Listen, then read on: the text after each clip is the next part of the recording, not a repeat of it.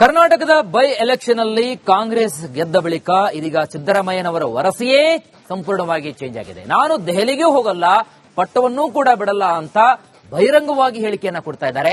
ಮತ್ತೊಂದು ಕಡೆಗೆ ಸಿಎಂ ಅವರ ಈ ಒಂದು ಸಮರ ಕಲೆಗೆ ಡಿಕೆಶಿ ಅವರ ಒಂದು ಬನ ತುತ್ತಾಯ್ತಾ ಅಂತಕ್ಕಂತಹ ಒಂದು ಚರ್ಚೆ ಕೂಡ ಜೋರಾಗಿ ಕೇಳಿ ಬರ್ತಾ ಇದೆ.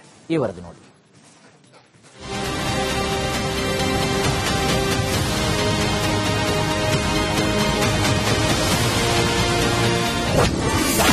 ಸಿಎಂ ಸಮರ ಕಲೆ, ಡಿಕೆ ಬಣಕ್ಕೆ ಬಿತ್ತಾ ಬಲೆ. ಅವರಿನಲ್ಲೇ ನಿಂತು ಸಂದೇಶ ಕೊಟ್ಟ ಸಿದ್ದರಾಮಯ್ಯ. ಕರ್ನಾಟಕ ರಾಜ್ಯ ರಾಜಕೀಯ ದಿನದಿಂದ ದಿನಕ್ಕೆ ಹೊಸ ರೂಪ ಪಡೆದುಕೊಳ್ತಾ ಇದೆ. ಅದರಲ್ಲೂ ರಾಜ್ಯದ ಬೈ ಎಲೆಕ್ಷನ್ಗಳ ರಿಸಲ್ಟ್ ಬಂದ ಮೇಲಂತೂ ಸಿದ್ದರಾಮಯ್ಯ ಬಣ ಸೇಫ್ ಮೋಡ್ಗೆ ಜಾರಿ. ಮಾತ್ರವಲ್ಲ, ನಮ್ಮದೇ 5 ವರ್ಷದ ಸರ್ಕಾರ ಅನ್ನೋ ಸಂದೇಶವನ್ನು ನೇರವಾಗಿ ನೀಡ್ತಾ ಇದೆ.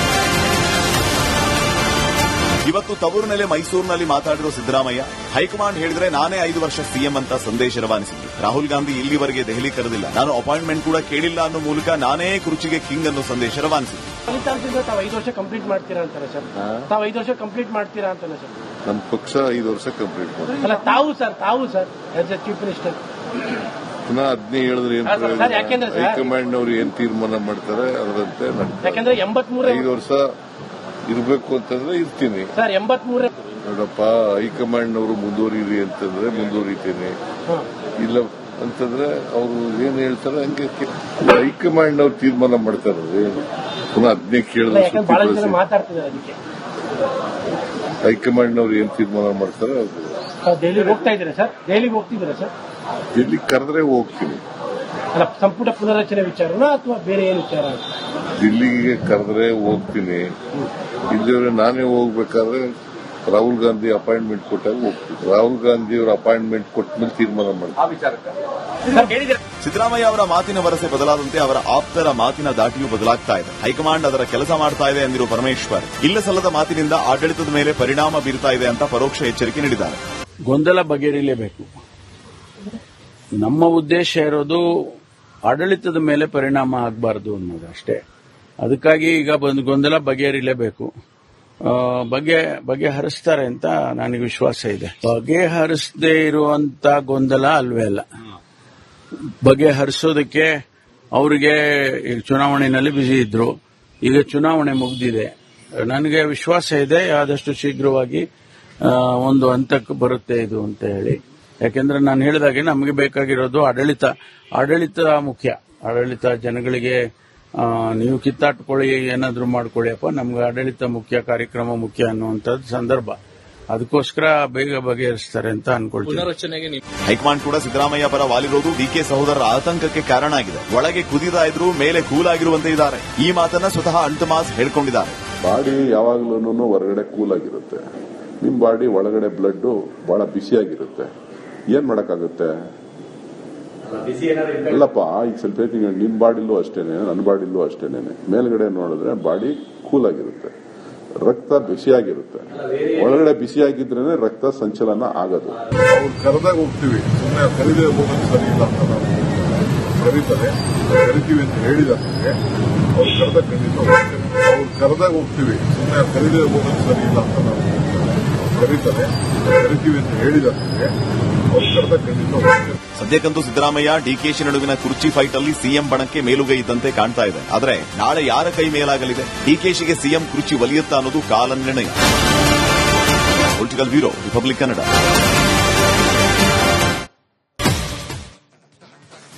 ಕರ್ನಾಟಕದ ಬೈ ಎಲೆಕ್ಷನ್ ಅಲ್ಲಿ ಕಾಂಗ್ರೆಸ್ ಗೆದ್ದ ಬಳಿಕ ಇದೀಗ ಸಿದ್ದರಾಮಯ್ಯನವರ ವರಸೆಯೇ ಸಂಪೂರ್ಣವಾಗಿ ಚೇಂಜ್ ಆಗಿದೆ. ನಾನು ದೆಹಲಿಗೆ ಹೋಗಲ್ಲ, ಪಟ್ಟವನ್ನೂ ಕೂಡ ಬಿಡಲ್ಲ ಅಂತ ಬಹಿರಂಗವಾಗಿ ಹೇಳಿಕೆಯನ್ನ ಕೊಡ್ತಾ ಇದ್ದಾರೆ. ಮತ್ತೊಂದು ಕಡೆಗೆ ಸಿಎಂ ಅವರ ಈ ಒಂದು ಸಮರ ಕಲೆಗೆ ಡಿಕೆಶಿ ಅವರ ಒಂದು ಬನ ತುತ್ತಾಯ್ತಾ ಅಂತಕ್ಕಂತಹ ಒಂದು ಚರ್ಚೆ ಕೂಡ ಜೋರಾಗಿ ಕೇಳಿ ಬರ್ತಾ ಇದೆ. ಈ ವರದಿ ನೋಡಿ.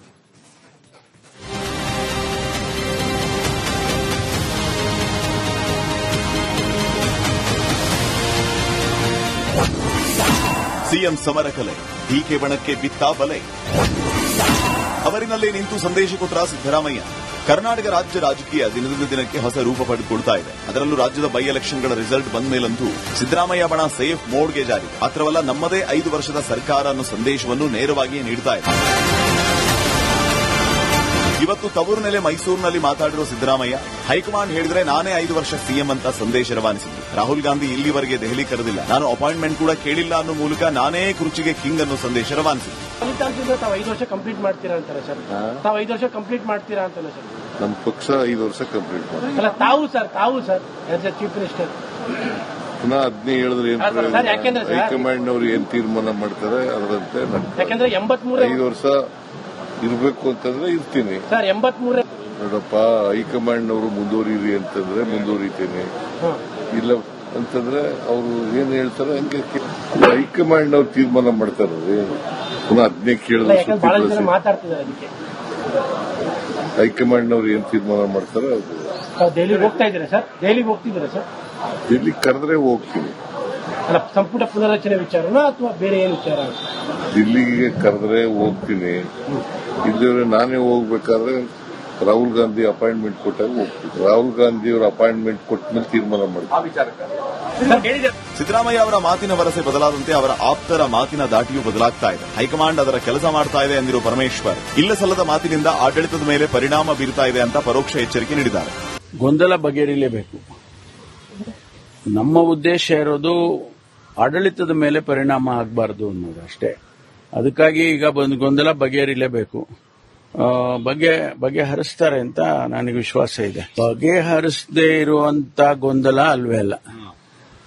ಬಗೆಹರಿಸೋದಕ್ಕೆ ಅವರಿಗೆ ಚುನಾವಣೆಯಲ್ಲಿ ಬ್ಯುಸಿ ಇದ್ರು, ಈಗ ಚುನಾವಣೆ ಮುಗಿದಿದೆ.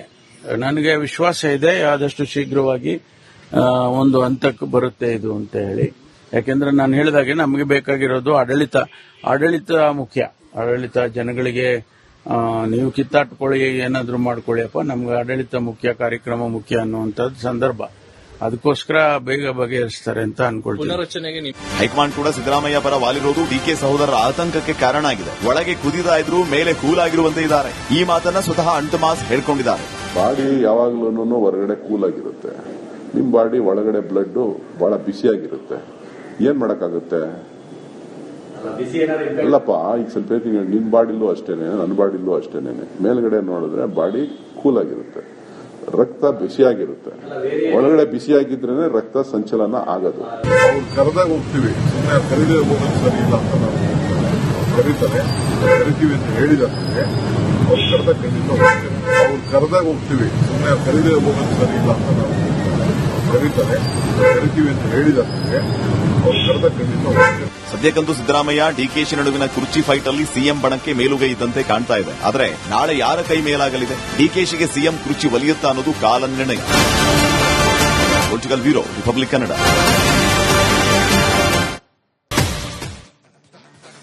ಕರ್ನಾಟಕದ ಬೈ ಎಲೆಕ್ಷನ್ ಅಲ್ಲಿ ಕಾಂಗ್ರೆಸ್ ಗೆದ್ದ ಬಳಿಕ ಇದೀಗ ಸಿದ್ದರಾಮಯ್ಯನವರ ವರಸೆಯೇ ಸಂಪೂರ್ಣವಾಗಿ ಚೇಂಜ್ ಆಗಿದೆ. ನಾನು ದೆಹಲಿಗೆ ಹೋಗಲ್ಲ, ಪಟ್ಟವನ್ನೂ ಕೂಡ ಬಿಡಲ್ಲ ಅಂತ ಬಹಿರಂಗವಾಗಿ ಹೇಳಿಕೆಯನ್ನ ಕೊಡ್ತಾ ಇದ್ದಾರೆ. ಮತ್ತೊಂದು ಕಡೆಗೆ ಸಿಎಂ ಅವರ ಈ ಒಂದು ಸಮರ ಕಲೆಗೆ ಡಿಕೆಶಿ ಅವರ ಒಂದು ಬನ ತುತ್ತಾಯ್ತಾ ಅಂತಕ್ಕಂತಹ ಒಂದು ಚರ್ಚೆ ಕೂಡ ಜೋರಾಗಿ ಕೇಳಿ ಬರ್ತಾ ಇದೆ. ಈ ವರದಿ ನೋಡಿ.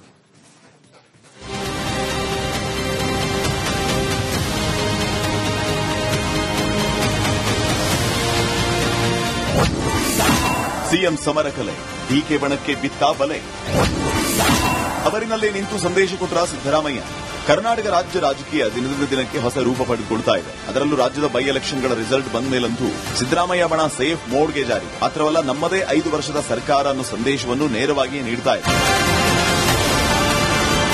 ಇವತ್ತು ತವರುನೆಲೆ ಮೈಸೂರಿನಲ್ಲಿ ಮಾತಾಡಿರೋ ಸಿದ್ದರಾಮಯ್ಯ ಹೈಕಮಾಂಡ್ ಹೇಳಿದ್ರೆ ನಾನೇ 5 ವರ್ಷ ಸಿಎಂ ಅಂತ ಸಂದೇಶ ರವಾನಿಸಿದ್ರು. ರಾಹುಲ್ ಗಾಂಧಿ ಇಲ್ಲಿವರೆಗೆ ದೆಹಲಿ ಕರೆದಿಲ್ಲ, ನಾನು ಅಪಾಯಿಂಟ್ಮೆಂಟ್ ಕೂಡ ಕೇಳಿಲ್ಲ ಅನ್ನೋ ಮೂಲಕ ನಾನೇ ಕುರ್ಚಿಗೆ ಕಿಂಗ್ ಅನ್ನೋ ಸಂದೇಶ ರವಾನಿಸಿದ್ರು. ಫಲಿತಾಂಶದಿಂದ ತಾವು 5 ವರ್ಷ ಕಂಪ್ಲೀಟ್ ಮಾಡ್ತೀರಾ ಅಂತಾರೆ ಸರ್. ತಾವು 5 ವರ್ಷ ಕಂಪ್ಲೀಟ್ ಮಾಡ್ತೀರಾ ಅಂತಲ್ಲ ಸರ್. ನಮ್ಮ ಪಕ್ಷ 5 ವರ್ಷ ಕಂಪ್ಲೀಟ್ ಮಾಡಿ. ಅಲ್ಲ ತಾವು sir as A chief minister ಪುನಃ ಅದನ್ನೇ ಹೇಳಿದ್ರೆ ಏನ್ ಸರ್, ಯಾಕೆಂದ್ರೆ ಸರ್ ಹೈಕಮಾಂಡ್ ಅವರು ಏನ್ ತೀರ್ಮಾನ ಮಾಡ್ತಾರೆ ಅದರಂತೆ ಯಾಕಂದ್ರೆ 83 5 ವರ್ಷ ಇರಬೇಕು ಅಂತಂದ್ರೆ ಇರ್ತೀನಿ ಸರ್. 83 ನೋಡಪ್ಪ, ಹೈಕಮಾಂಡ್ ಅವರು ಮುಂದುವರಿರಿ ಅಂತಂದ್ರೆ ಮುಂದುವರಿತೀನಿ, ಇಲ್ಲ ಅಂತಂದ್ರೆ ಅವರು ಏನ್ ಹೇಳ್ತಾರೆ ಹಂಗೆ ಹೈಕಮಾಂಡ್ ಅವ್ರು ತೀರ್ಮಾನ ಮಾಡ್ತಾರ್ರಿ. ಪುನಃ ಅದನ್ನೇ ಕೇಳಿದ್ರೆ ಯಾಕಂದ್ರೆ ಬಹಳ ಜನ ಮಾತಾಡ್ತಿದ್ದಾರೆ ಅದಕ್ಕೆ. ಹೈಕಮಾಂಡ್ ಅವ್ರು ಏನ್ ತೀರ್ಮಾನ ಮಾಡ್ತಾರೆ ಅದು ತಾವು ದೆಹಲಿಗೆ ಹೋಗ್ತಾ ಇದ್ದೀರಾ ಸರ್? ದೆಹಲಿಗೆ ಹೋಗ್ತಿದ್ದೀರಾ ಸರ್? ದಿಲ್ಲಿ ಕರೆದ್ರೆ ಹೋಗ್ತೀನಿ. ಅಲ್ಲ ಸಂಪುಟ ಪುನರಚನೆ ವಿಚಾರನಾ ಅಥವಾ ಬೇರೆ ಏನು ವಿಚಾರ? ದಿಲ್ಲಿಗೆ ಕರೆದ್ರೆ ಹೋಗ್ತೀನಿ, ಇಲ್ಲಿವರೆ ನಾನೇ ಹೋಗ್ಬೇಕಾದ್ರೆ ರಾಹುಲ್ ಗಾಂಧಿ ಅಪಾಯಿಂಟ್ಮೆಂಟ್ ಕೊಟ್ಟಾಗ ಹೋಗ್ತಿದ್ದೆ. ರಾಹುಲ್ ಗಾಂಧಿ ಅವರ ಅಪಾಯಿಂಟ್ಮೆಂಟ್ ಕೊಟ್ಟ ಮೇಲೆ ತೀರ್ಮಾನ ಮಾಡಿದ್ದೆ. ಸಿದ್ದರಾಮಯ್ಯ ಅವರ ಮಾತಿನ ವರಸೆ ಬದಲಾದಂತೆ ಅವರ ಆಪ್ತರ ಮಾತಿನ ದಾಟಿಯೂ ಬದಲಾಗ್ತಾ ಇದೆ. ಹೈಕಮಾಂಡ್ ಅದರ ಕೆಲಸ ಮಾಡ್ತಾ ಇದೆ ಎಂದಿರುವ ಪರಮೇಶ್ವರ್, ಇಲ್ಲ ಸಲ್ಲದ ಮಾತಿನಿಂದ ಆಡಳಿತದ ಮೇಲೆ ಪರಿಣಾಮ ಬೀರ್ತಾ ಇದೆ ಅಂತ ಪರೋಕ್ಷ ಎಚ್ಚರಿಕೆ ನೀಡಿದ್ದಾರೆ. ಗೊಂದಲ ಬಗೆಹರಿಯಲೇಬೇಕು. ನಮ್ಮ ಉದ್ದೇಶ ಇರೋದು ಆಡಳಿತದ ಮೇಲೆ ಪರಿಣಾಮ ಆಗಬಾರದು ಅನ್ನೋದು ಅಷ್ಟೇ. ಅದಕ್ಕಾಗಿ ಈಗ ಗೊಂದಲ ಬಗೆಹರಿಯಲೇಬೇಕು. ಬಗೆಹರಿಸ್ತಾರೆ ಅಂತ ನನಗೆ ವಿಶ್ವಾಸ ಇದೆ. ಬಗೆಹರಿಸದೇ ಇರುವಂತ ಗೊಂದಲ ಅಲ್ವೇ ಅಲ್ಲ. ಬಗೆಹರಿಸೋದಕ್ಕೆ ಅವರಿಗೆ ಚುನಾವಣೆಯಲ್ಲಿ ಬಿಸಿ ಇದ್ರು. ಈಗ ಚುನಾವಣೆ ಮುಗಿದಿದೆ. ನನಗೆ ವಿಶ್ವಾಸ ಇದೆ ಆದಷ್ಟು ಶೀಘ್ರವಾಗಿ ಒಂದು ಹಂತಕ್ಕೆ ಬರುತ್ತೆ ಇದು ಅಂತ ಹೇಳಿ. ಯಾಕೆಂದ್ರೆ ನಾನು ಹೇಳಿದಾಗೆ ನಮಗೆ ಬೇಕಾಗಿರೋದು ಆಡಳಿತ ಮುಖ್ಯ. ಆಡಳಿತ ಜನಗಳಿಗೆ ನೀವು ಕಿತ್ತಾಟ್ಕೊಳ್ಳಿ, ಏನಾದ್ರೂ ಮಾಡ್ಕೊಳ್ಳಿಯಪ್ಪ, ನಮ್ಗೆ ಆಡಳಿತ ಮುಖ್ಯ, ಕಾರ್ಯಕ್ರಮ ಮುಖ್ಯ ಅನ್ನುವಂಥದ್ದು ಸಂದರ್ಭ. ಅದಕ್ಕೋಸ್ಕರ ಬೇಗ ಬಗೆಹರಿಸ್ತಾರೆ ಅಂತ ಅನ್ಕೊಳ್ತೀನಿ. ಹೈಕಮಾಂಡ್ ಕೂಡ ಸಿದ್ದರಾಮಯ್ಯ ಪರ ವಾಲಿರೋದು ಡಿಕೆ ಸಹೋದರರ ಆತಂಕಕ್ಕೆ ಕಾರಣ ಆಗಿದೆ. ಒಳಗೆ ಕುದಿತಾ ಇದ್ರು, ಮೇಲೆ ಕೂಲಾಗಿರುವಂತೆ ಇದ್ದಾರೆ. ಈ ಮಾತನ್ನ ಸ್ವತಃ ಅಂಟಮಾಸ್ ಹೇಳ್ಕೊಂಡಿದ್ದಾರೆ. ಬಾಡಿ ಯಾವಾಗ್ಲೂ ಹೊರಗಡೆ ಕೂಲ್ ಆಗಿರುತ್ತೆ. ನಿಮ್ ಬಾಡಿ ಒಳಗಡೆ ಬ್ಲಡ್ ಬಹಳ ಬಿಸಿಯಾಗಿರುತ್ತೆ. ಏನ್ ಮಾಡಕ್ಕಾಗುತ್ತೆ? ಅಲ್ಲಪ್ಪ, ಈಗ ಸ್ವಲ್ಪ ಹೇಳ್ತೀನಿ, ನಿಮ್ ಬಾಡಿಲೂ ಅಷ್ಟೇನೆ, ನನ್ನ ಬಾಡಿಲೂ ಅಷ್ಟೇನೆ. ಮೇಲ್ಗಡೆ ನೋಡಿದ್ರೆ ಬಾಡಿ ಕೂಲ್ ಆಗಿರುತ್ತೆ, ರಕ್ತ ಬಿಸಿಯಾಗಿರುತ್ತೆ. ಒಳಗಡೆ ಬಿಸಿಯಾಗಿದ್ರೇನೆ ರಕ್ತ ಸಂಚಲನ ಆಗೋದು. ಅವ್ರು ಕರೆದಾಗ ಹೋಗ್ತೀವಿ, ಸುಮ್ಮನೆ ಕರೀದೇ ಹೋಗೋದು ಸರಿ ಇಲ್ಲ ಅಂತ ನಾವು ಕರೀತಾರೆ. ಕರಿತೀವಿ ಅಂತ ಹೇಳಿದಾರೆ, ಅವ್ರು ಕರೆದಾಗ ಖಂಡಿತ ಹೋಗ್ತೀವಿ. ಅವ್ರು ಕರೆದಾಗ ಹೋಗ್ತೀವಿ, ಸುಮ್ಮನೆ ಕರೀದೇ ಹೋಗೋದು ಸರಿ ಇಲ್ಲ ಅಂತ ನಾವು ಕರೀತಾರೆ. ಕರಿತೀವಿ ಅಂತ ಹೇಳಿದಾರೆ, ಅವ್ರು ಕರೆದಾಗ ಖಂಡಿತ ಹೋಗ್ತೀವಿ. ಸದ್ಯಕ್ಕಂತೂ ಸಿದ್ದರಾಮಯ್ಯ ಡಿಕೆಶಿ ನಡುವಿನ ಕುರ್ಚಿ ಫೈಟ್ ಅಲ್ಲಿ ಸಿಎಂ ಬಣಕ್ಕೆ ಮೇಲುಗೈ ಇದ್ದಂತೆ ಕಾಣ್ತಾ ಇದೆ. ಆದರೆ ನಾಳೆ ಯಾರ ಕೈ ಮೇಲಾಗಲಿದೆ? ಡಿಕೆಶಿಗೆ ಸಿಎಂ ಕುರ್ಚಿ ಒಲಿಯುತ್ತಾ ಅನ್ನೋದು ಕಾಲ ನಿರ್ಣಯ. Political bureau, republic Kannada.